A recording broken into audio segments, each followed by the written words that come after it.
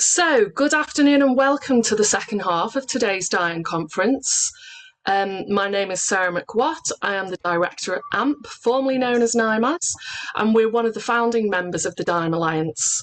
A brief audio description for myself. I'm a white woman in my 40s with dark hair and a fringe. I'm wearing a black t-shirt today.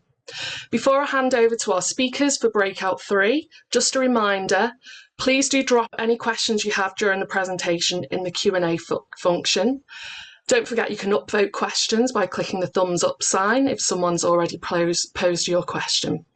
We're in webinar format, so unfortunately we won't see you, but share any comments that you'd like to share in the chat function. Today's session is being live captioned, so please do ensure this is turned on if you need it.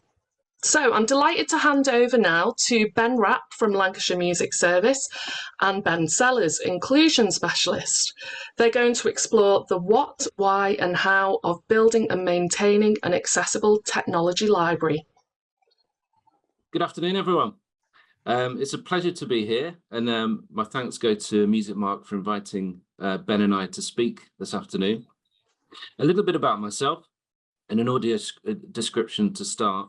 So I'm 44, I've got dark short hair, an overgrown goatee and some stubble on the side, and I'm wearing a blue t-shirt, and it's fabulous to be here. So I am a regional manager at Lancashire Music Service. I'm part of the senior management team of that organisation and have been for the last 9 years. Prior to that, I was a secondary school music teacher in Lancashire, a school in Lancashire, Australia, in Sydney, and Cheshire prior to that. I'm originally from down south, but came up to Manchester in 1998 to study at the Royal Northern College of Music. And I played cornet and trumpet during my time there, doing an undergrad and postgraduate degrees. After that, and when I did my PGC in secondary education, that was actually the first time that I came into contact with a DAW. And on both my placement A and my second placement B, both of those schools actually used Cubase at the time. So that was in 2005. So I was introduced to DAWs at that point and have been pretty much obsessed with music technology ever since then, and use it very much as part of my teaching in schools, and now as my work in Lancashire Music Service. So apart from managing a region of teachers, I thought Richard would say yes to Cubase. I knew he'd like that both schools use that.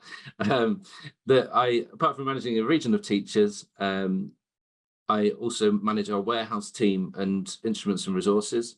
And for the last couple of years, I have been writing the Music Service Music Technology Strategy. If you could just flick to the next slide, please, Ben. And this is what it looks like.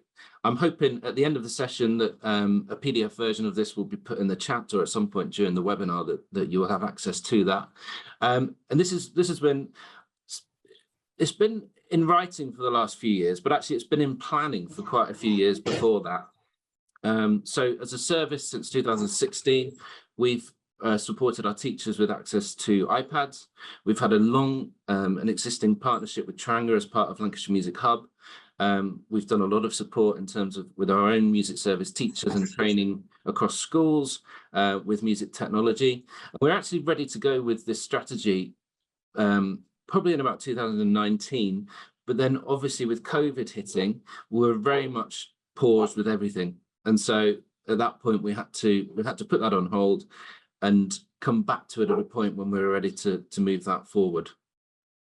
What we've hoped to do, and if you flick to the next slide, please, Ben. What we've hoped to do is achieve a comprehensive set of offers across all schools in Lancashire. So both in mainstream settings, in specialist or SEND settings, as well as the PRU schools in the county. And we've got 611 schools in Lancashire, so that's no mean feat of what we're trying to do.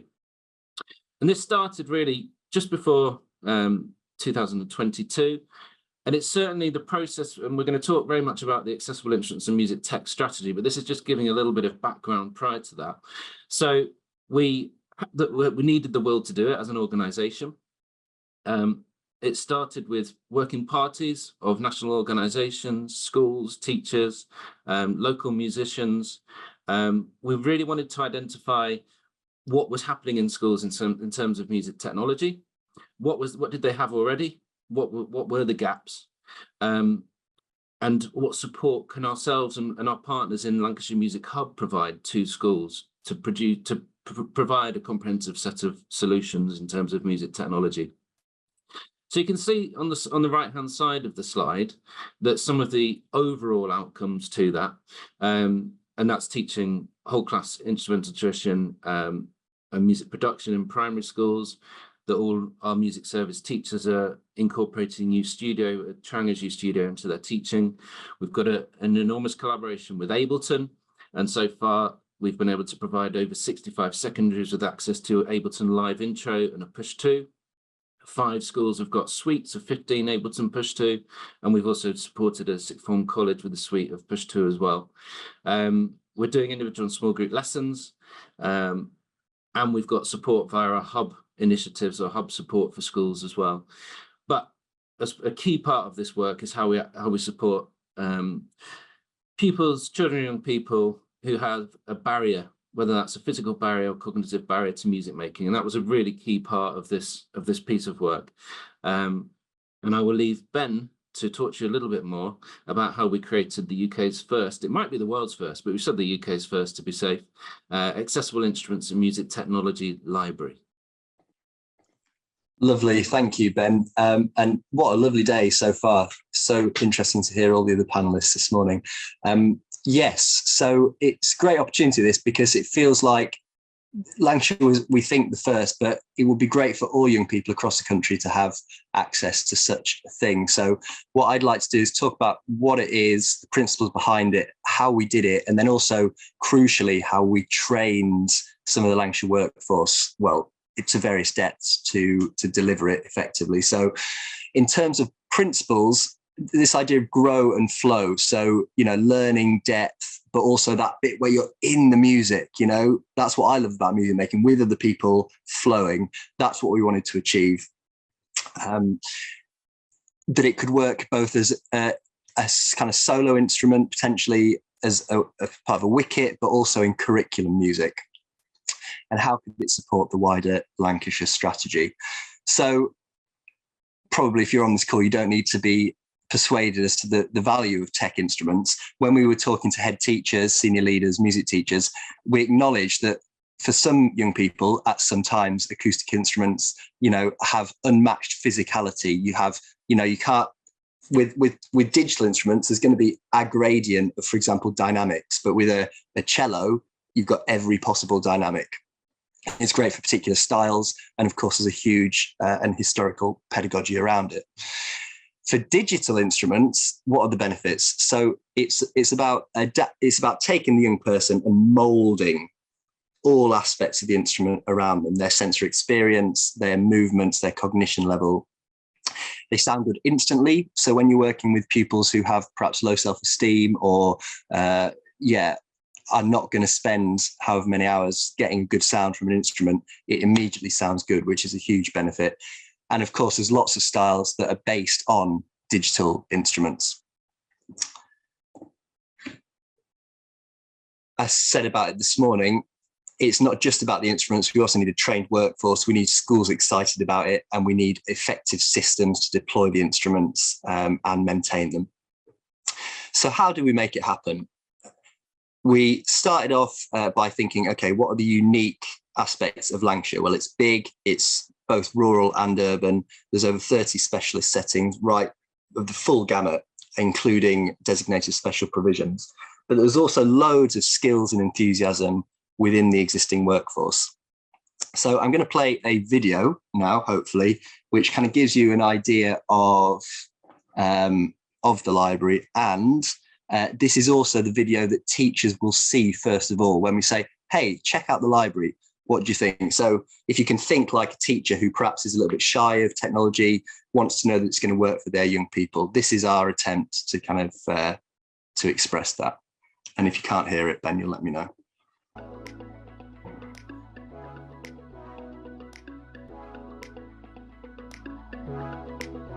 We would love to borrow anything. I would imagine there would need to be a central store somewhere, where almost like a music library, maybe. The aim of our accessible technology library is for every young person in Lancashire to have access to an instrument that they can create, grow and perform with. The 9 instruments in the library have been chosen via research from Drake Music and in consultation with teachers and specialist practitioners. They can be used in both curriculum teaching and instrumental lessons and speak to the full range of needs found in specialist schools and alternative provision. It's been a while since I've seen these sorts of students engage quite as much in a musical environment. Amazing for their well-being, and the satisfaction they get from music is invaluable. The Orbit is a band in your hand, allowing pupils to build layers of rhythm, harmony and melody with instantly gratifying results.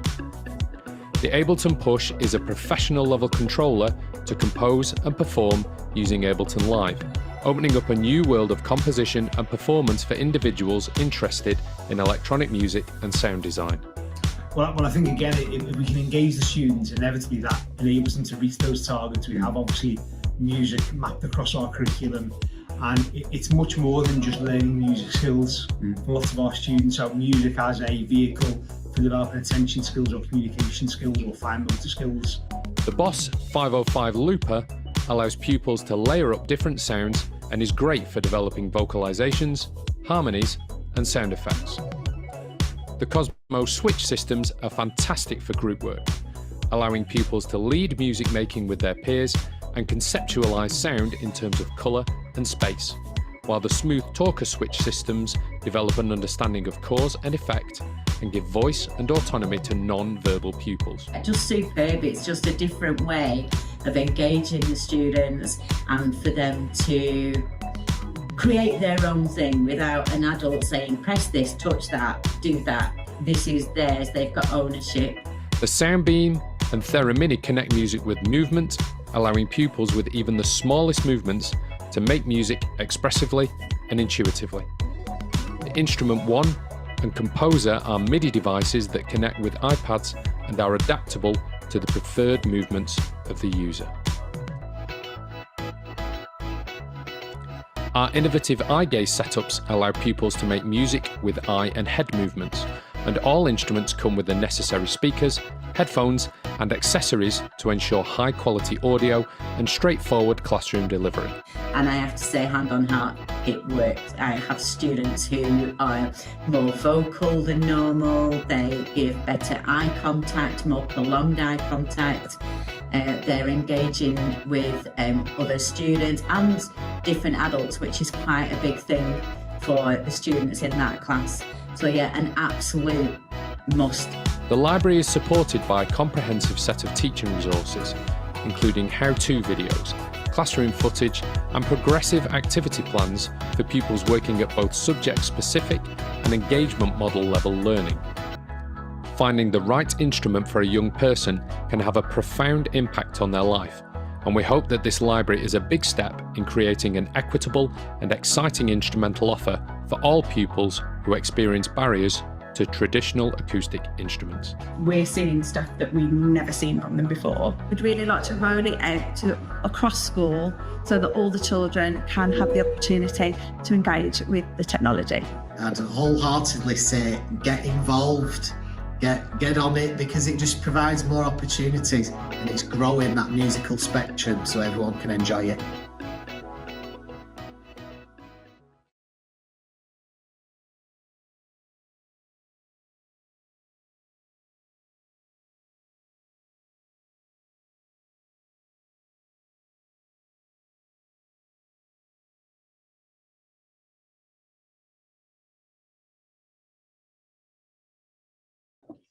Lovely.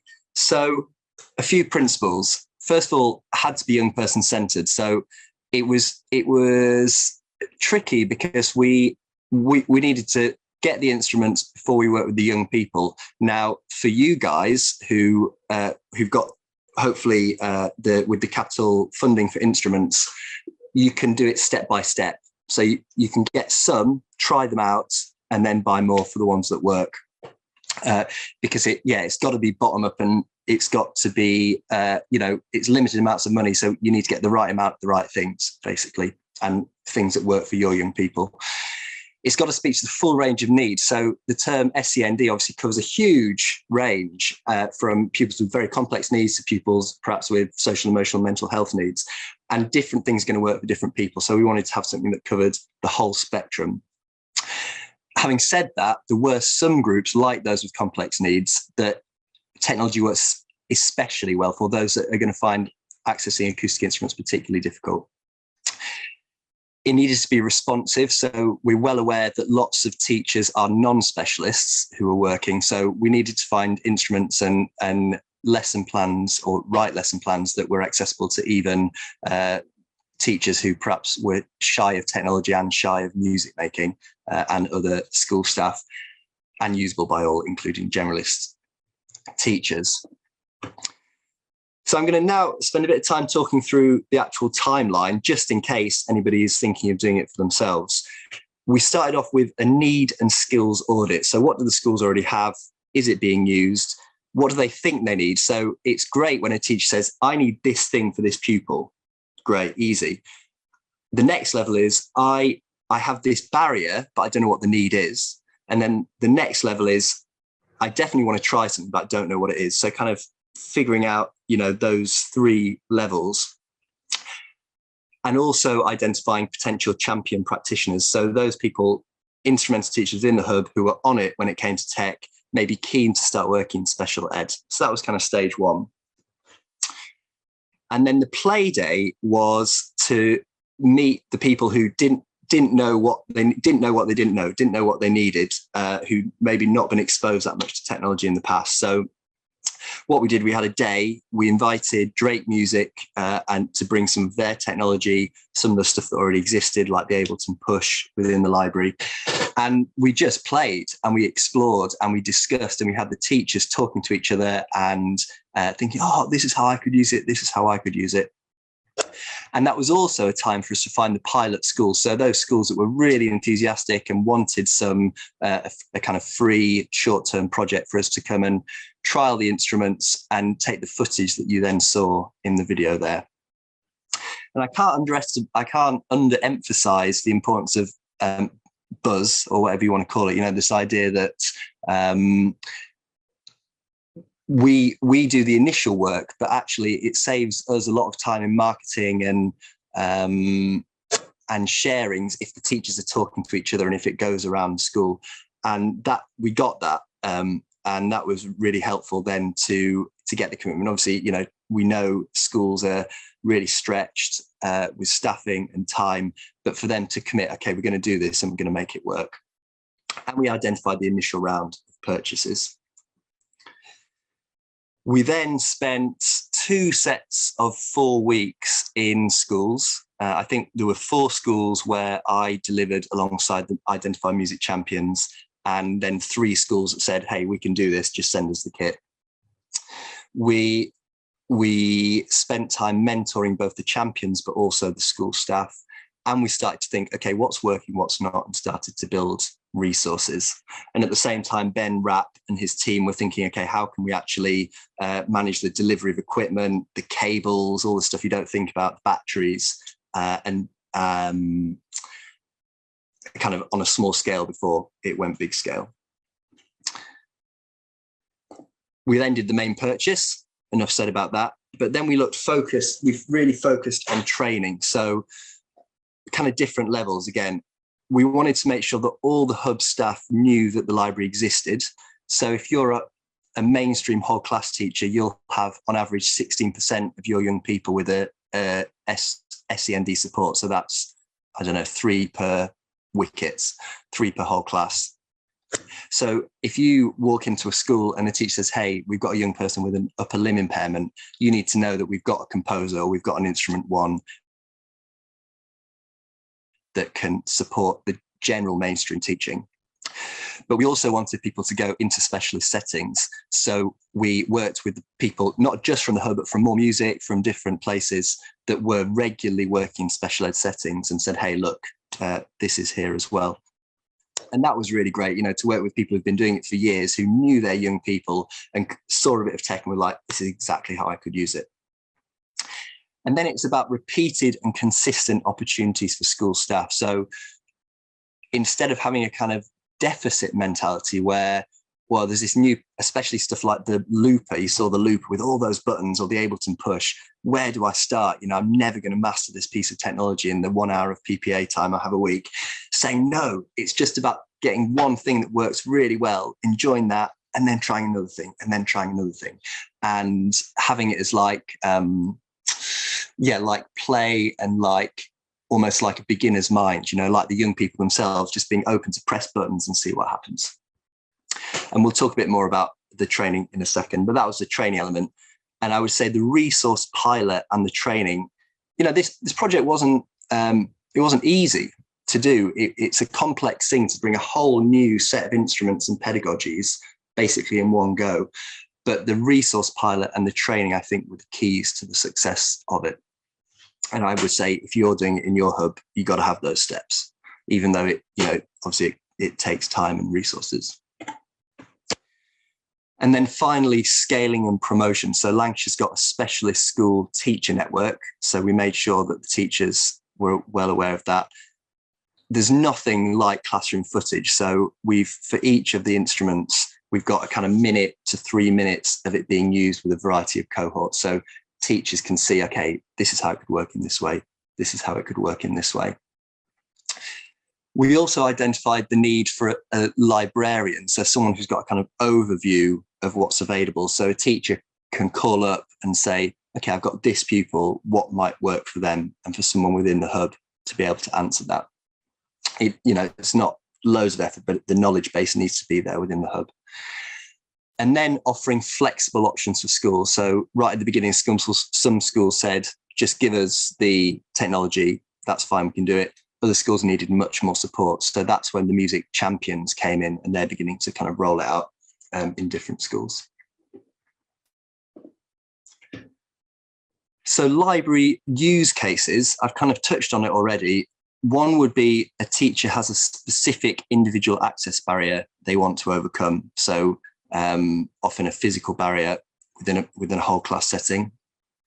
The second one would be the teacher has a general interest in developing technology in group and one-to-one and wants to try a range of items. So in that case, they might speak to the librarian and talk about their young people, and then they get maybe 3 or 5 different instruments that they could try out for a half term. And then maybe one of them they would keep for a second half term, for example.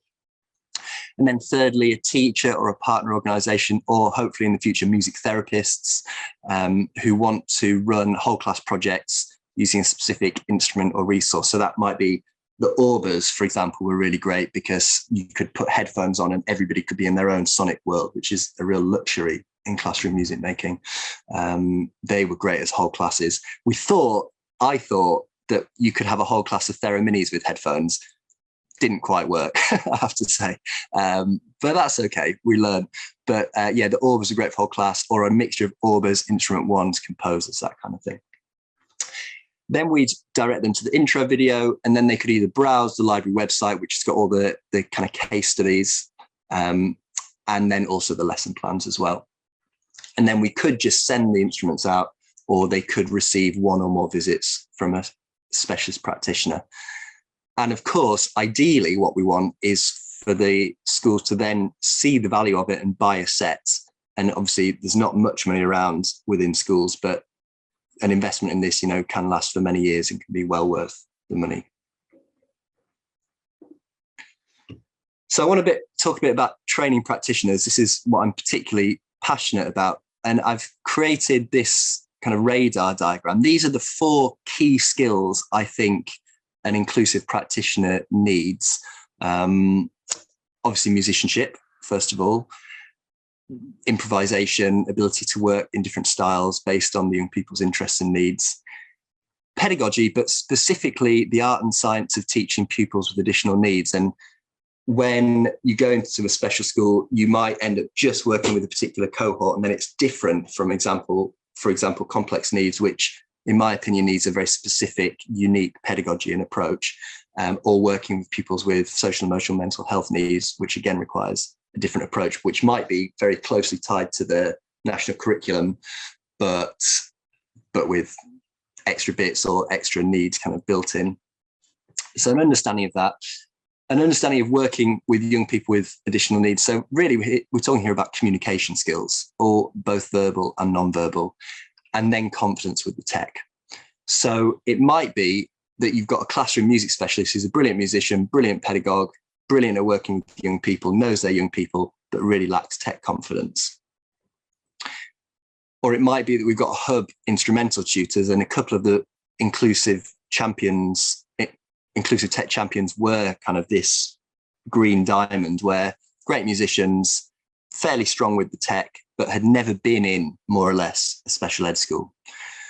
So depending on where people are in these 4 quadrants, it's up to a specialist or, you know, someone within the hub to acknowledge that, meet with them, reassure them that the training and support will be given, and then think, okay, how can we move them so that they're a complete diamond? And what do they need? How much time in class do they need? How much extra time do they need? Do they need an understanding of the social model of disability? Do they need to learn a bit of Makaton? What is it, and how do we give it to them? And that can be a Zoom session, or it can be a much more intensive project. So it's about nurturing individuals, basically. But once you've nurtured them, once they're there, wow, what power they have, and what an asset they can be to your hub for the years to come.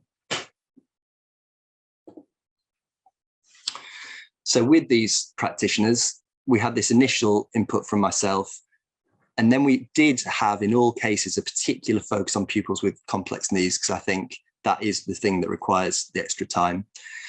We also made sure, and in the first round of the training, we were working with whole classes, which is great for the whole class and logistically really nice, but you miss a lot, because there's a thing called intensive interaction, which is where you're really present with the young person and you see the real nuances of what's going on for them. Someone who communicates in very subtle ways needs you to be present with them in very subtle ways.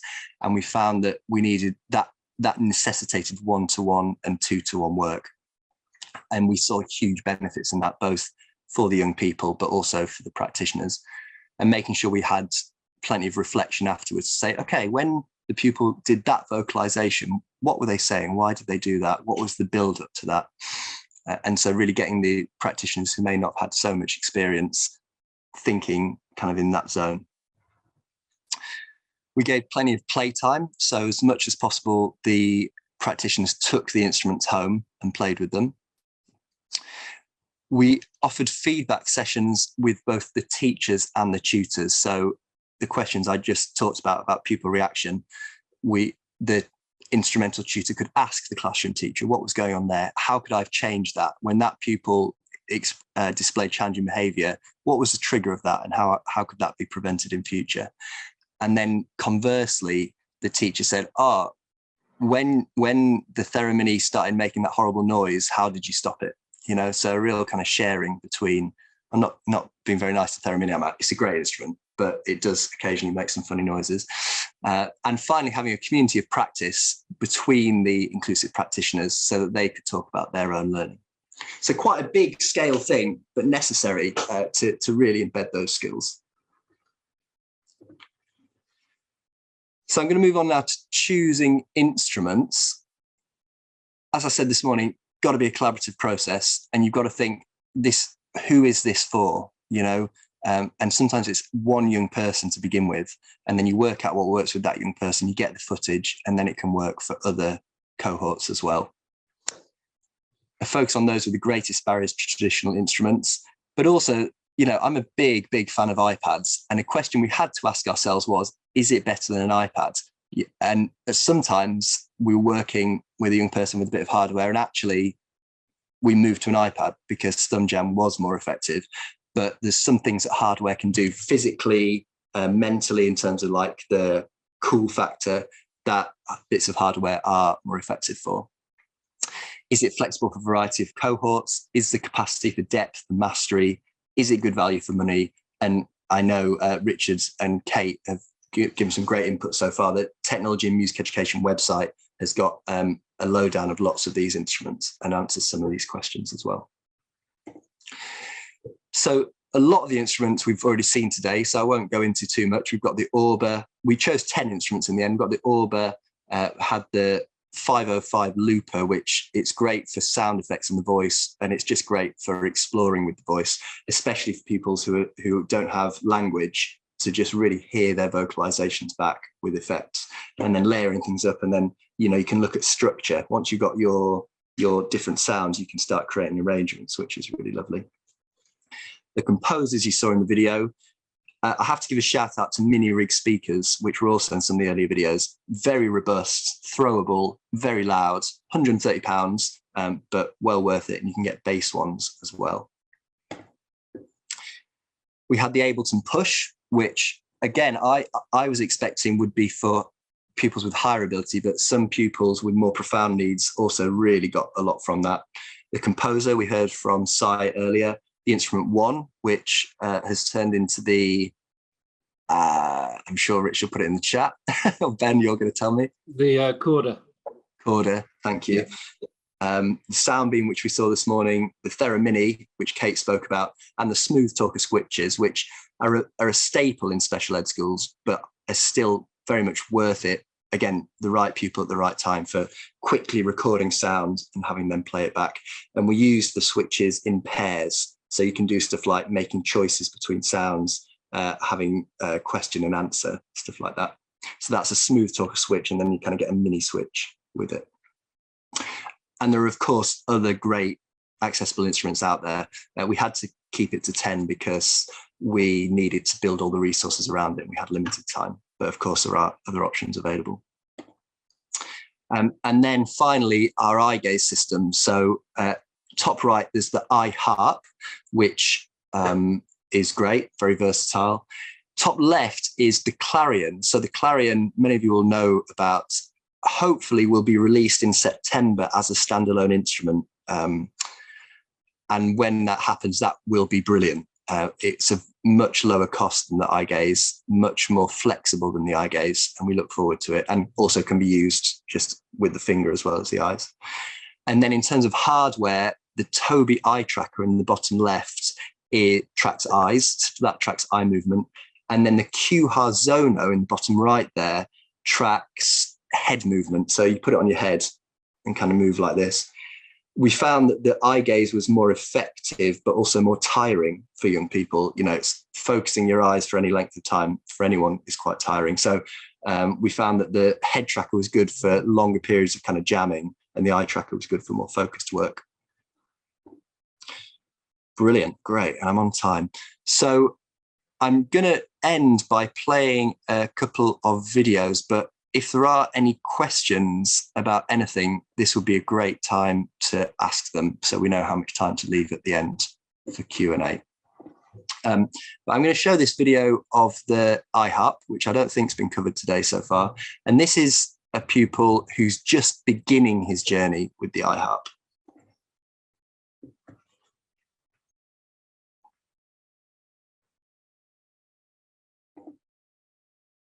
Oh, sorry.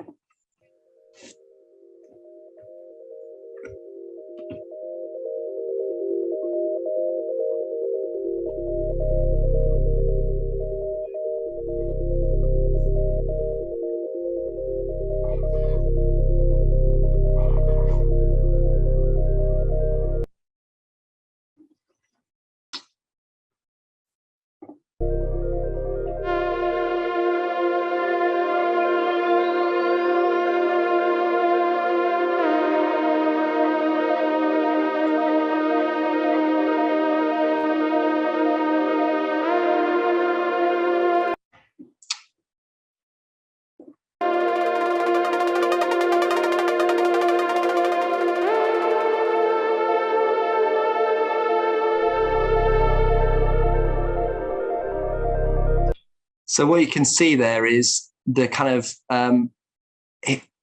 you can play it freestyle, but you can also play it with a score. So the arrow is telling the user where to play and giving a kind of countdown on this right-hand side so he can follow a score. So it's like a visual score.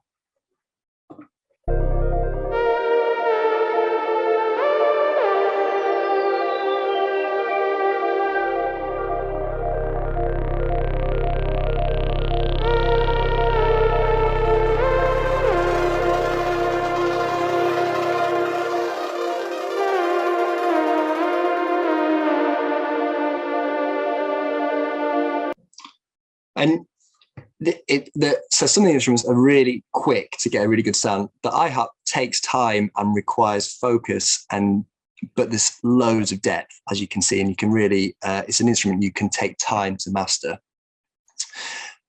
And this young person did. And I'm going to now play a video of him a little bit further down the road. Let's see if we can get there. And he's performing here with some fellow musicians.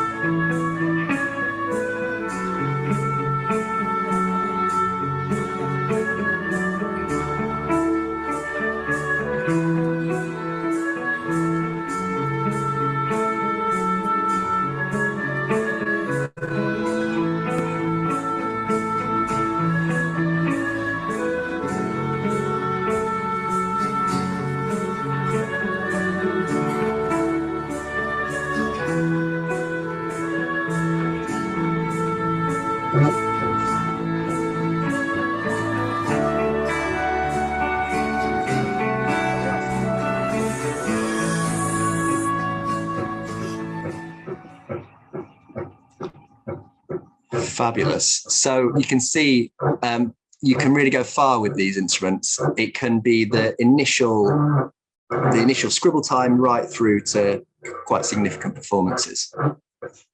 Sorry, someone's doing some drilling next door. Hopefully you can't hear that. Ooh.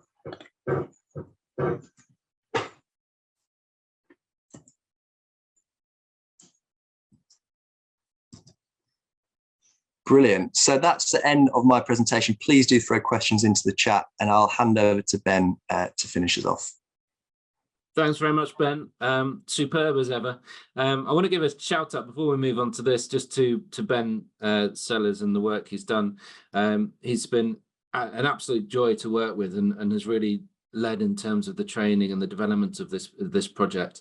I know he works nationally already, but if your organisation is looking to work with someone inspirational who really leads in this area of inclusion, then I would urge you to get in touch with Ben and to work with him going forward.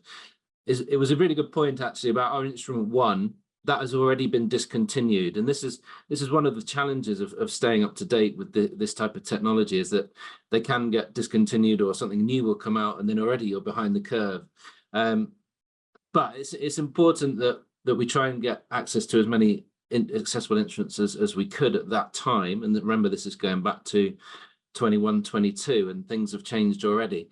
So I can already see a point that there's going to be, as we've said already, a return of the Jedi, where Ben needs to come in and do some videos, resources, and teaching plans for instruments that we haven't currently got in the library that will be free for everyone to access. If we've got time at the end, this is for Sarah and Ben, I have got a screen grab from Charanga of how it's going to look in terms of the website and resources, and I can also show if hubs or schools or whoever's here doesn't have access to Charanga, it's also going to be free to access those resources via Lancashire Music Hub website, so I can show you where they're going to sit too if we've got time. So just to finish off this section, this has been highlighted already by Kate from Time, but I just thought we'd put this on in terms of these qualifications are new. Do get in touch with JJ. He is happy to jump on calls and say how you get your teachers in specialist schools upskilled in this qualification. It can be assessed in-house and then sent to Trinity, and it's a brilliant way for all pupils, regardless of barriers to the musical options they've got, that they can come out with a qualification from Trinity. So I think that's really important to highlight that. And last slide, Ben.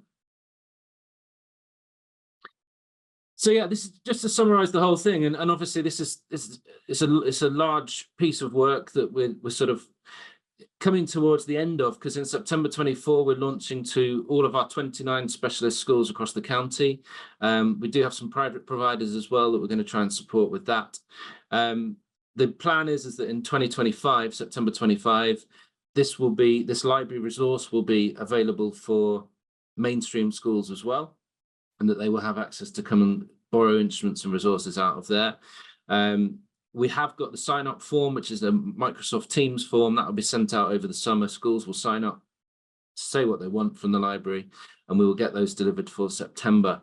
It's important to note there is no cost to specialist schools to access these instruments and resources.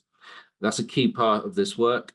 And as Ben said, the right instrument for the right pupil. I liked Sai Chu from Digit. I liked his analogy of, you don't go and watch a rock band and there's just 17 guitars on stage. It's having a wide range of resources and technology that pupils can perform with.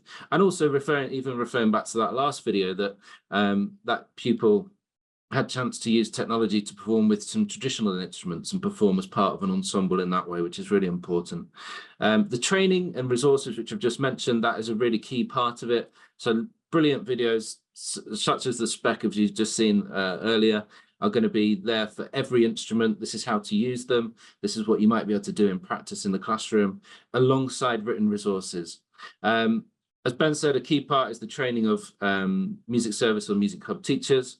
And as we said, next iteration with new instruments, there are new technologies coming on board, there's new apps. We haven't even discussed AI in this. Nothing in the music tech strategy does in terms of the Lancashire Music Service music tech strategy.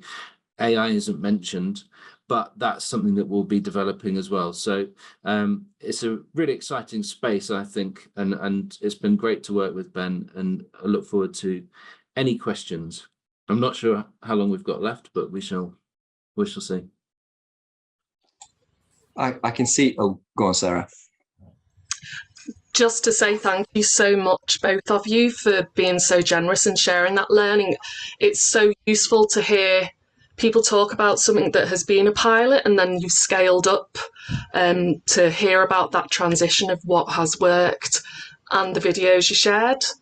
It was really palpable, the enjoyment that the young people and the teachers as well were getting out of it. So well done for setting up such a great inclusive project, as well as thank you for sharing the learning today. We do have one question in the Q&A. So this is from Christine Marsh. Do you advise anything to students with social and emotional issues, particularly withdrawn and sound sensitive? Yes, lots of the instruments would work. It would depend on what kind of music the young person was into, but I would say anything that we can get sets of sounds that the young person likes. So, for example, to go back to iPads for a second, there's an app called Launchpad, which is free, and there's some beautiful sort of gentle, ambient, atmospheric sound sets. One's called Twilight Crossing, beautiful. And then they can kind of build up and have control. I would say anything that you can use headphones so that they've got complete control of their own sound. And then stuff they can improvise with. So the Orbers would be great for that.